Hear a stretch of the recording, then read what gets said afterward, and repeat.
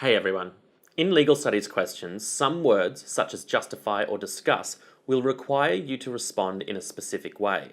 In this video, I'll explain how to deal with these words. First of all, let's look at the word justify.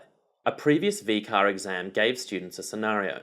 Students were asked if the subject, Casey, had been charged with a summary or indictable offence, and then were asked to justify their answer. These types of questions ask you firstly for an opinion. Then, by asking you to justify it, they're asking you to use evidence and an explanation to support your opinion. Let's look at the next four words and phrases together. Evaluate, critically evaluate, analyse and discuss. All of these ask you to examine an institution within the legal system and determine whether it is an effective part of it.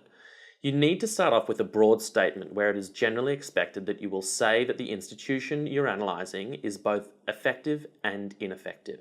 For example, if we were responding to the question, evaluate the role of the parties in the adversary system of trial, you would start off your response by saying, while there is definite room for improvement, the parties play a vital part in the success of the adversary system of trial. Next, in your evaluation, you write about the strengths of the system and any weaknesses that correspond to them. If a question is worth 8 marks, you'll probably use 4 strengths and 4 weaknesses.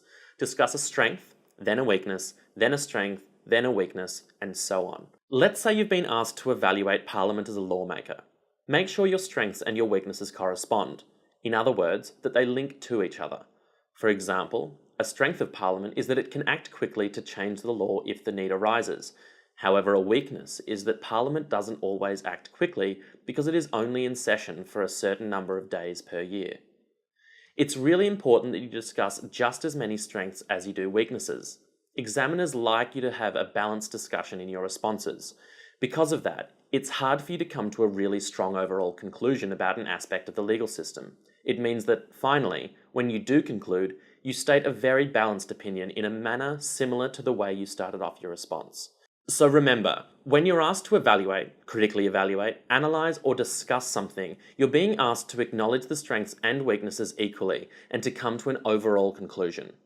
Thanks for watching and happy studying. Hey guys, click here to go to the Engage Wiki and then click here to watch the next video. Good night, I live here now.